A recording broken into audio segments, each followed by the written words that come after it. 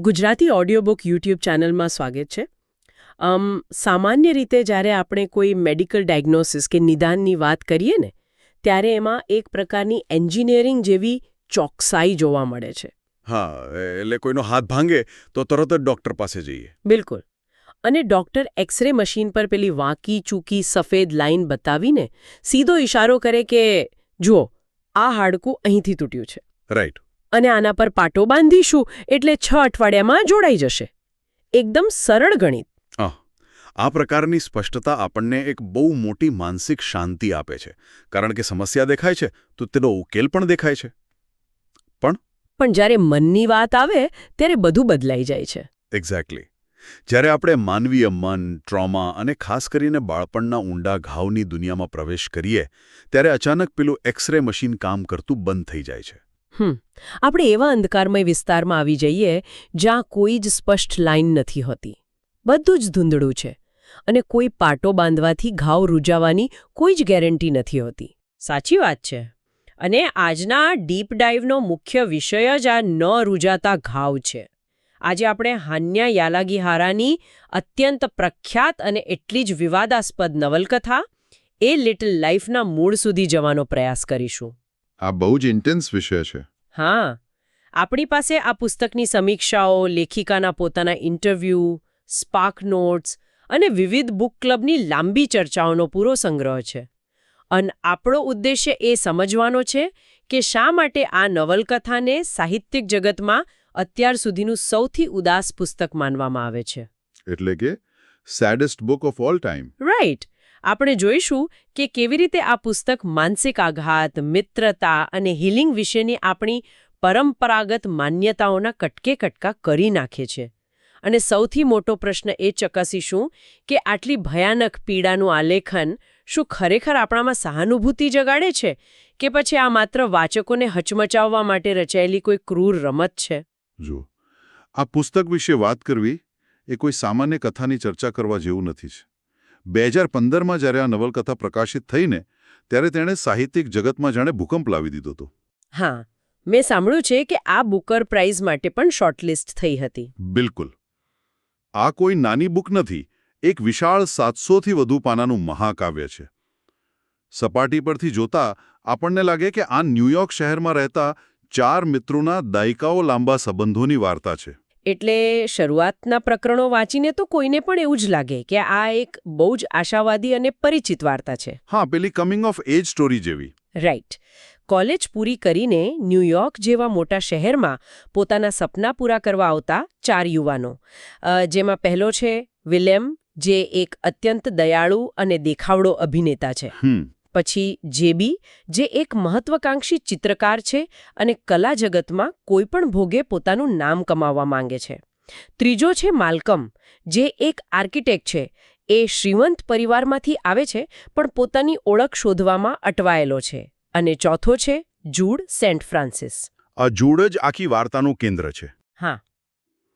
જૂડ એક અત્યંત પ્રતિભાશાળી વકીલ છે, પણ તે ખૂબ જ રહસ્યમય છે. એ પોતાના વિશે ક્યારેય કશું બોલતો નથી અને એક અકલ્પનીય શારીરિક વિકલાંગતા ધરાવે છે, જેના કારણે તેને ચાલવામાં તકલીફ પડે છે. શરૂઆતમાં લેખિકા આ 4 મિત્રોના જીવનમાં સમાન રસ દાખવે છે. પણ એ જ આ પુસ્તકની સૌથી મોટી ભ્રામક જાળ છે, ખબર છે? અચ્છા. કેવી રીતે? એટલે લેખિકા આપણને એક આધુનિક, શહેરી અને હળવી વાર્તાનું વચન આપીને ધીમે ધીમે અંદર ખેંચે છે. પરંતુ જેમ જેમ પાનાઓ આગળ વધે છે, વાર્તાનું આખું માળખું સંકોચાવા લાગે છે. માલ્કમ, જેબી અને વિલેમના અવાજો પાછળ ધકેલાય છે. એટલે બાકીના 3 મિત્રો સાઇડલાઇન થઈ જાય છે. એક્ઝેક્ટલી. અને આખું જ ફોકસ માત્ર ને માત્ર જૂડ અને તેના અત્યંત ભયાવહ ભૂતકાળ પર આવીને સ્થિર થઈ જાય છે. લેખિકા યાનાગીહારાએ આ વાર્તાની શૈલીને એક ઇન્ટરવ્યૂમાં બહુ રસપ્રદ રીતે વર્ણવી છે. તેઓ તેને નેચરલિસ્ટિક ફિક્શન અને પૌરાણિક કથાઓ અથવા ફેરી ટેલના મિશ્રણ તરીકે ઓળખાવે છે. અહીં હું જરા રોકાવા માંગીશ, કારણ કે આ 2 શબ્દો બહુ વિરોધાભાસી લાગે છે મને. કઈ રીતે? જુઓ, એક તરફ તમે નેચરલિસ્ટિક ફિક્શન કહો છો, જેનો અર્થ થાય છે એકદમ વાસ્તવિક, ડોક્યુમેન્ટરી જેવી બારીક અને ક્યારેક ક્રૂર વિગતોવાળું સાહિત્ય. અને બીજી તરફ તમે તેને ફેરી ટેલ એટલે કે પરીકથા કહો છો. હા, પણ પરીકથાઓમાં તો જાદુઈ લાકડી હોય, રાજકુમાર હોય અને અંતે હેપી એન્ડિંગ હોય ને. આ એવી ફેરી ટેલ છે જેમાં કોઈ જાદુઈ લાકડી નથી અને સુખદ અંતની કોઈ ગેરંટી પણ નથી. તો આ બંને વસ્તુઓ એકસાથે કેવી રીતે કામ કરે છે? બહુ સરસ પ્રશ્ન છે. અને આ જ યાનાગીહારાનો માસ્ટર સ્ટ્રોક છે. જ્યારે આપણે ફેરીટેલ કહીએ છીએ ત્યારે આપણે માત્ર પેલી ડિઝનીની ફિલ્મો જ યાદ કરીએ છીએ. હા, સિન્ડરેલા અને સ્નો વ્હાઇટ. બિલકુલ. પરંતુ અસલી જૂની પરિકથાઓના મૂળભૂત નિયમો પર ધ્યાન આપો. તેમાં મુખ્ય પાત્રો ઘણીવાર અનાથ હોય છે, જંગલમાં એકલા ભટકી ગયા હોય છે અને તેઓ નિરપેક્ષ અનિષ્ઠ એટલે કે સંપૂર્ણ અને શુદ્ધ દુષ્ટતા. હા, સંપૂર્ણ દુષ્ટતાનો સામનો કરતા હોય છે. આ પુસ્તકમાં જૂડ એક એવું જ અનાથ બાળક છે. વધુમાં, જો તમે ધ્યાનથી વાંચો તો આખા પુસ્તકમાં ક્યાંય કોઈ ચોક્કસ સાલ, કોઈ ઐતિહાસિક ઘટના, કોઈ રાજકીય નેતા કે 911 જેવી કોઈ જ મોટી દુનિયાવી ઘટનાનો ઉલ્લેખ નથી. ઓહ વાવ, આ તો મેં નોંધ્યું જ નહોતું. ન્યૂયોર્કની વાર્તા હોય ને 911નો ઉલ્લેખ ન હોય. એક્ઝેક્ટલી.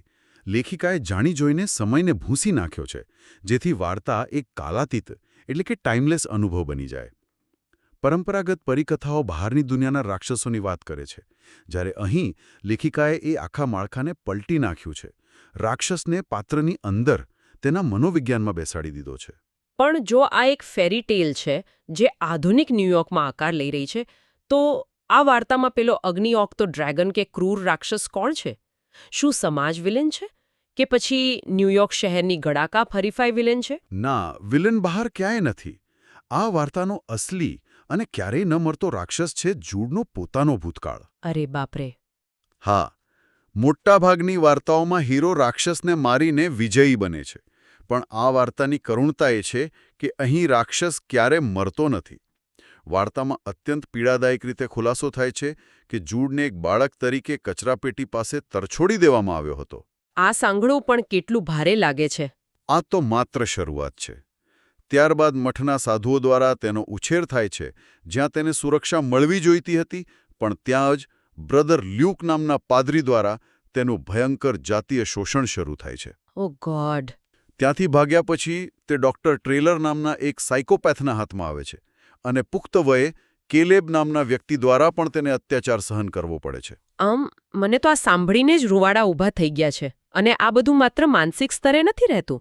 ડોક્ટર ટ્રેલરની કેદમાંથી જીવ બચાવીને ભાગતી વખતે જૂડ પર કાર ચડી જાય છે, જેના કારણે તેની કરોડરજ્જુમાં કાયમી ઈજા થાય છે. બિલકુલ. અને આ ઈજા એક બહુ મોટું પ્રતીક છે. હા, કારણ કે તેની અંદર રહેલો આઘાત એટલો મોટો છે કે તે તેના શરીર પર એક કાયમી અને ક્યારેય ન મટી શકે તેવી વિકલાંગતા તરીકે ઉપસી આવે છે. તેની પીડા એટલી અસહ્ય છે કે તે પોતાની આંતરિક વેદના પર કાબૂ મેળવવા વારંવાર પોતાની જાતને બ્લેડથી કાપે છે, એટલે કે સેલ્ફ હાર્મ કરે છે. અને આ એ બિંદુ છે જ્યાં વાચકો માટે પુસ્તક સહન કરવું મુશ્કેલ બની જાય છે. ઘણા લોકો તો અહીંથી બુક વાંચવાનું જ છોડી દે છે. લેખિકાનો ઉદ્દેશ્ય જ એક એવું પાત્ર ઘડવાનો હતો જે ભયંકર રીતે તૂટેલું હોય અને જે ક્યારેય કોઈપણ સંજોગોમાં સંપૂર્ણપણે સાજું ન થઈ શકે. અહીં મને પેલી જાપાનીઝ કળા કિન્સુગી યાદ આવે છે. ઓહો હા, પેલી વાસણ જોડવાની કળા. હા, આપણે વાર્તાઓમાં એવું સાંભળવા ટેવાયેલા છીએ ને કે જ્યારે કોઈ વાસણ તૂટે છે ત્યારે કિન્સુગી કળામાં તેને સોનાથી જોડવામાં આવે છે. અને એવું કહેવાય છે કે તૂટ્યા પછી અને ફરી જોડાયા પછી તે વાસણ પહેલા કરતાં પણ વધુ સુંદર અને મજબૂત બને છે. રાઈટ. આપણી સાહિત્યિક પરંપરા પણ આ જ કિન્સુગી પર ચાલે છે કે હીરો પડે છે, પીડા સહન કરે છે અને તેમાંથી એક વધુ મજબૂત માણસ બનીને બહાર આવે છે. પરંતુ જુઓ, યાનાગીહારા આ આદર્શવાદી કલ્પના પર સીધો હથોડો મારે છે. તેઓ કહે છે કે ના, ક્યારેક વાસણ એટલી ખરાબ રીતે ને એટલી વાર તૂટે છે કે કોઈ સોનું તેને જોડી શકતું નથી, અને જો તમે તેને પરાણે જોડવા જાઓ તો તેના ટુકડા તમને જ લોહી લુહાણ કરશે. આ બહુ જ ડીપ છે. હા, આપણો સમાજ માને છે કે જો તમને યોગ્ય પ્રેમ મળે, યોગ્ય સમય મળે અને સારી થેરેપી મળે તો ગમે તેવા આઘાતમાંથી બહાર આવી શકાય. પણ આ પુસ્તક એ સત્યનો સ્વીકાર કરે છે જે આપણે સ્વીકારવા માંગતા નથી. અમુક ઘાવ ક્યારેય નથી રૂજાતા, તે વ્યક્તિની ઓળખ બની જાય છે. એટલે આ બધું સાંભળીને કદાચ કોઈ પણ શ્રોતાને એમ થતું હશે કે તો પછી કોઈ આવું પુસ્તક શા માટે વાંચે? આ તો માત્ર યાતનાઓનું જ એક લાંબુ લિસ્ટ છે. સાચી વાત છે. ઘણા લોકો આવો જ સવાલ કરે છે. શું કોઈ પાત્રને સાજા થવાનો અધિકાર ન આપવો એ લેખિકાની ક્રૂરતા નથી? જ્યારે પીડા મટવાની જ નથી તો આખી યાત્રાનો અર્થ શું છે? અને આ જ પ્રશ્ન આ પુસ્તકને આટલું ચર્ચિત બનાવે છે. યાનાગીહારા દર્શાવવા માંગે છે કે સમાજ ટ્રોમાનો સામનો કરનારાઓ પર એક અદૃશ્ય દબાણ ઊભું કરે છે.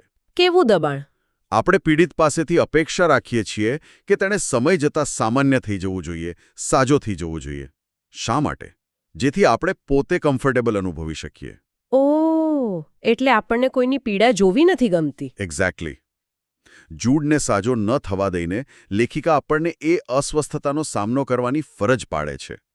તે પૂછે છે કે કોઈની પીડાને વેલિડેટ કરવા માટે હંમેશા હેપી એન્ડિંગની શરત કેમ હોવી જોઈએ? બહુ જ પાવરફુલ પોઈન્ટ છે. તો જો આઘાત મટી શકતો નથી તો આધુનિક મેડિકલ સાયન્સ અને મનોવિજ્ઞાન શું કરે છે? જૂડના મિત્રો અને તેનો ડોક્ટર એન્ડી કોન્સ્ટ્રાક્ટર તેને થેરાપી લેવા માટે બહુ આગ્રહ કરે છે ને? હા, ડોક્ટર એન્ડી સતત પ્રયાસ કરે છે, પણ જૂડ થેરાપીનો અત્યંત વિરોધ કરે છે. તે કોઈને પણ પોતાના મનની અંદર જોવા દેવા માંગતો નથી. મને અહીં એ પ્રશ્ન થાય છે કે મનોવિજ્ઞાન તો એક સાયન્સ છે, વિજ્ઞાન છે, તો પછી લેખિકા તેને આ વાર્તામાં કેમ નિષ્ફળ બતાવે છે? આ આખા પુસ્તકનો સૌથી વિચારવા લાયક મુદ્દો છે. યાનાગીહારા એક ઇન્ટરવ્યૂમાં સ્પષ્ટ કહે છે કે તેઓ પશ્ચિમી મનોવિજ્ઞાનને એક તબીબી વિજ્ઞાન કરતાં વધુ એક ધર્મ અથવા માન્યતા પ્રણાલી તરીકે જુએ છે. એક મિનિટ, ધર્મ કઈ રીતે? થેરાપીમાં કોઈ ભગવાનને પૂજા તો થતી નથી. પૂજા નથી થતી, પણ તેમાં એક અતૂટ શ્રદ્ધાની જરૂર પડે છે. અચ્છા. જો ધર્મમાં જેમ શ્રદ્ધા જરૂરી છે, તેમ આધુનિક મનોવિજ્ઞાનમાં એક મૂળભૂત શ્રદ્ધા પાયામાં રહેલી છે કે જીવન હંમેશા મૂલ્યવાન છે અને ગમે તેટલી વેદના હોય, જીવતા રહેવું એ જ યોગ્ય વિકલ્પ છે. રાઈટ. થેરાપી એવું માનીને ચાલે છે કે જીવન બચાવવું એ જ અંતિમ ધ્યેય છે. પણ જૂડ જેવા પાત્ર માટે જેણે બાળપણથી માત્ર ને માત્ર ક્રૂરતા જોઈ છે, તેના માટે આ શ્રદ્ધા જ ગાયબ છે. તે નથી માનતો કે તેનું જીવન મૂલ્યવાન છે. એટલે જો આ બેઝિક શ્રદ્ધા જ ન હોય તો થેરાપીની ટેકનિક્સ માત્ર એક ખાલી કર્મકાંડ બની જાય છે. બહુ જ અદ્ભુત વિચાર છે આ. હા. અને જ્યારે વિજ્ઞાન અને થેરાપી હાથ ઊંચા કરી દે છે ત્યારે માણસ કોની પાસે જાય છે? પોતાના મિત્રો પાસે. આ પુસ્તક પુરુષોની મિત્રતા પર બહુ મોટો અને અલગ પ્રકારનો પ્રકાશ પાડે છે. બિલકુલ. આ નવલકથા મેલ ફ્રેન્ડશિપનું બહુ જ ડીપ એનાલિસિસ કરે છે. સામાન્ય રીતે સ્ત્રીઓની મિત્રતામાં વાતો શેર કરવાનું, લાગણીઓ વ્યક્ત કરવાનું પ્રમાણ વધુ હોય છે. પણ લેખિકા માને છે કે પુરુષો પાસે તેમની લાગણીઓ, ડર અને નબળાઈઓ વ્યક્ત કરવા માટે બહુ મર્યાદિત ઇમોશનલ ટૂલબોક્સ હોય છે. આ વાત આંશિક રીતે ખરી છે. યાનાગીહારા અહીં પુરુષોની મિત્રતાની એક બહુ કડવી વાસ્તવિકતા છતી કરે છે. જૂડના મિત્રો તેને અનહદ પ્રેમ કરે છે, પણ તેઓ એકબીજાની ખાનગી દુનિયામાં, ખાસ કરીને ભૂતકાળમાં બહુ ઊંડા ઉતરવાનું ટાળે છે. એટલે તેઓ પ્રશ્નો નથી પૂછતા વધારે. ના. પુરુષોની મિત્રતા ઘણીવાર બધું જાણી લેવાને બદલે અમુક બાબતો પર મૌન જાળવી રાખવા પર, એકબીજાની સીમાઓનું સન્માન કરવા પર ટકેલી હોય છે. અને જ્યારે થેરાપી ન હોય ત્યારે કોઈ એક વ્યક્તિના આઘાતનો પૂરો ભાર આ મિત્રો પર પડે છે. અને આ ભાર ચારેક સંબંધોને તોડી પણ નાખે છે. આપણે વાર્તામાં જોઈએ છીએ કે જેબી, જે કદાચ જૂથમાં સૌથી વધુ ઇન્સિક્યોર અનુભવે છે, તે એકવાર ડ્રગ્સના નશામાં જૂડની વિકલાંગતા અને તેની ચાલવાની ઢબની અત્યંત ક્રૂર મજાક ઉડાવે છે. હા, એ સીન બહુ જ ડિસ્ટર્બિંગ છે. આ ઘટના વાંચીને રૂંવાળા ઊભા થઈ જાય છે કે કેવી રીતે આંતરિક તણાવ અને કોઈની ન સમજી શકાતી પીડા સૌથી ગાઢ મિત્રતામાં પણ ઝેર ભેળવી શકે છે. આ જ દર્શાવે છે કે મિત્રો દેવદૂત નથી હોતા. તેઓ પણ માણસ છે. તેઓ થાકે છે, હતાશ થાય છે અને ક્યારેક ભૂલો પણ કરે છે. હા, તો જો થેરાપી કામ ન કરે અને મિત્રતા પણ ક્યારેક ડગમગી જાય તો શું અપાર અને બિનશરતી પ્રેમ પૂરતો છે? કારણ કે આટલી તીવ્ર પીડા છતાં પુસ્તક જૂડને અપાર પ્રેમ પણ આપે છે. હા, વાર્તામાં પ્રેમનું બહુ સુંદર આલેખન છે. વાર્તાનો એક બહુ જ સુંદર વળાંક એ છે કે જૂડના લો સ્કૂલના પ્રોફેસર હેરોડ અને તેમની પત્ની જુલિયા જૂડને 30 વર્ષની ઉંમરે કાયદેસર રીતે દત્તક લે છે. આ ઘટના પરંપરાગત પરિવારના ખ્યાલને જ નવો અર્થ આપે છે કે પરિવાર માત્ર લોહીથી નથી બનતો. સાચી વાત. તે જૂડને તેની તમામ શારીરિક અને માનસિક ખામીઓ સાથે સ્વીકારે છે. તો શું આ પ્રેમ તેને બચાવી શકે છે? જો વિલિયમ અને હેરોલ્ડનો પ્રેમ જૂડ માટે ખરેખર એક આશરો છે. તે પ્રેમ જ જૂડને દાયકાઓ સુધી જીવંત રાખે છે. પણ અહીં લેખિકા આપણને ફરીથી વાસ્તવિકતાની કઠોર જમીન પર પટકે છે. ઓ નો, શું થાય છે? વાર્તામાં એક અત્યંત ભયંકર વળાંક આવે છે. એક કાર અકસ્માતમાં વિલિયમ અને માલ્કમનું અચાનક મૃત્યુ થાય છે. આ ઘટના પર તો ઘણા વાચકોએ ગુસ્સો વ્યક્ત કર્યો છે. મેં રિવ્યૂઝમાં વાંચ્યું હતું. હા, વાચકો સહન નથી કરી શકતા આને. વિલિયમના મૃત્યુ પછી જૂડ સંપૂર્ણપણે ભાંગી પડે છે. તેનો એકમાત્ર સહારો છીનવાઈ જાય છે. તે ખાવા પીવાનું છોડી દે છે અને આખરે પુસ્તકના અંતે આત્મહત્યા કરી લે છે. આ બહુ જ હૃદયદ્રાવક છે. ઘણા વિવેચકો આ અંતને લઈને લેખિકા પર પ્રહારો કરે છે. તેઓ કહે છે કે આ માત્ર સેન્સેશનલિઝમ છે, એટલે કે સસ્તી પ્રસિદ્ધિ મેળવવા અને વાચકોને આઘાત આપવા માટે લખાયેલી હિંસા છે. કોઈ એક જ વ્યક્તિના જીવનમાં આટલી બધી યાતનાઓ હોવી એ અવાસ્તવિક લાગે છે. આ વિવેચન સમજી શકાય તેવું છે. જ્યારે કોઈ લેખક આટલી હદે પીડા દર્શાવે છે ત્યારે વાચકોનો ડિફેન્સ મિકેનિઝમ સક્રિય થઈ જાય છે અને તેઓ કહે છે કે આ તો ખોટું છે, આવું ન બની શકે. બિલકુલ. પરંતુ બીજી તરફ જે વાચકો આ પુસ્તકને ચાહે છે તેઓ તેને અત્યંત સહાનુભૂતિપૂર્ણ માને છે. લેખિકા પોતે આધુનિક સાહિત્યમાં જોવા મળતા ટ્રિગર વોર્નિંગ્સના ટ્રેન્ડનો વિરોધ કરે છે. અચ્છા, તેઓ ટ્રિગર વોર્નિંગ્સની વિરુદ્ધમાં છે? હા, ઇલેક્ટ્રિક લિટરેચરના ઇન્ટરવ્યૂમાં તેઓ સ્પષ્ટ કહે છે કે જો આપણે કળાઓમાંથી માત્ર એવા જ વિષયો પસંદ કરીએ જે આપણને કમ્ફર્ટેબલ રાખે તો આપણે દુનિયાની વાસ્તવિકતા અને માનવ ઇતિહાસથી મોં ફેરવી રહ્યા છીએ. સાહિત્યનો ઉદ્દેશ્ય હંમેશા તમને સુરક્ષિત અનુભવ કરાવવાનો નથી હોતો. આ બહુ ઊંડી વાત છે. આપણે અત્યાચારીઓને ઘણીવાર રાક્ષસ કહીને છૂટી જઈએ છીએ, પણ કોઈને માત્ર રાક્ષસ કહી દેવું એ ખરેખર તો વિચારવાનું બંધ કરી દેવા સમાન છે. એક્ઝેક્ટલી. બ્રધર લ્યુક હોય કે ડૉક્ટર ટ્રેલર, તેઓ સિંગડાવાળા રાક્ષસો ન હતા. તેઓ દુનિયા માટે સામાન્ય અને પ્રતિષ્ઠિત માણસો જ હતા.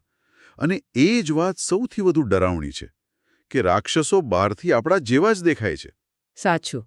સાહિત્ય આપણને આ જટિલતા સમજવાની ફરજ પાડે છે. અને પેલી પ્રેમના શક્તિહીન હોવાની વાત પર તમારું શું માનવું છે? યાના ગ્યારા એમ નથી કહેતા કે પ્રેમ નકામો છે. વિલેમના પ્રેમ વિના જૂડ કદાચ 20 વર્ષની ઉંમરે જ ખતમ થઈ ગયો હોત. પણ પ્રેમ એ કોઈ મેજિક ઇરેઝર એટલે કે જાદુઈ રબર નથી કે જે ભૂતકાળના આઘાતને સંપૂર્ણ ભૂંસી શકે. પ્રેમ તમને નવું જીવન આપી શકે છે, પણ તે તમારો જૂનો ઇતિહાસ બદલી શકતો નથી. આ આખી ચર્ચામાં ન્યૂયોર્ક શહેર પણ એક અદ્રશ્ય પાત્ર તરીકે ઉભરી આવે છે એવું મને લાગે છે. આ શહેરની જે ગતિ છે, ત્યાં કામ પ્રત્યેનું જે ગાંડપણ છે, તે જૂડ માટે એક પ્રકારનું કવચ બની જાય છે. હા, એ વર્કહોલિક બની જાય છે ને. આ આધુનિક શહેરી જીવનની સૌથી મોટી વિડંબના છે. સફળતા અને બેંક બેલેન્સ તમને તમારા આંતરિક રાક્ષસોથી મુક્તિ નથી અપાવતા. આપણે ઘણીવાર માની લઈએ છીએ કે જે વ્યક્તિ મોંઘો સૂટ પહેરીને મોટી ઓફિસમાં બેસે છે તેનું જીવન પરફેક્ટ હશે. તો આખરે આપણે આ પુસ્તકમાંથી કયો અર્ક કાઢી શકીએ? એ લિટલ લાઈફ માત્ર એક પીડાની વાર્તા નથી, પરંતુ તે પોતાની જાતે પસંદ કરેલા પરિવાર, જેને આપણે ચૂઝન ફેમિલી કહીએ છીએ, તેનું એક મહાકાવ્ય છે. બરાબર. લોહીના સંબંધો જ્યાં નિષ્ફળ જાય છે ત્યાં મિત્રો અને દત્તક માતા પિતા કેવી રીતે એક નવો સંબંધ ઊભો કરે છે તેનું આ અદ્ભુત ઉદાહરણ છે. તે આપણને અપેક્ષાઓ અને હીલિંગના રૂઢિચુસ્ત વિચારોમાંથી બહાર કાઢે છે. અને આ પુસ્તક વાચકોને એક બહુ મોટી ભેટ આપે છે: સઘન સહાનુભૂતિ. જ્યારે આપણે જૂડના આટલા લાંબા સંઘર્ષને સમજીએ છીએ ત્યારે વાસ્તવિક દુનિયામાં લોકો પ્રત્યેનો આપણો દૃષ્ટિકોણ બદલાઈ જાય છે. આપણને ખબર નથી હોતી કે આપણી આસપાસ ફરતા લોકો અંદરથી કેવા ભયંકર યુદ્ધ લડી રહ્યા છે. હા, કોઈનો સામાન્ય દેખાવ કે તેમની સફળતા તેમની આંતરિક શાંતિનો પુરાવો નથી હોતી. આ જ્ઞાન આપણને વધુ કરુણાસ્પર અને નોન જજમેન્ટલ બનવા પ્રેરે છે. શરૂઆતમાં આપણે પેલા તૂટેલા હાડકાના એક્સરેની વાત કરી હતી. હવે કદાચ ચિત્ર સ્પષ્ટ થાય છે કે મન અને આત્મા પર લાગેલા ઘા એક્સરે મશીનમાં ક્યારેય પકડાતા નથી. પણ ન દેખાતા હોવાનો અર્થ એ જરાય નથી કે તે અસ્તિત્વ ધરાવતા નથી અથવા તે ઓછી પીડા આપે છે. અને કદાચ સમાજ તરીકે આપણી સૌથી મોટી ભૂલ એ છે કે આપણે અદૃશ્ય ઘાને મટાડવા માટે હંમેશા દ્રશ્ય અને સપાટી પરની પદ્ધતિઓ શોધીએ છીએ. આપણે કોઈની પીડાને માત્ર એટલા માટે નકારી કાઢીએ છીએ કારણ કે તે આપણા તર્કમાં ફિટ નથી બેસતી. એકદમ સાચું.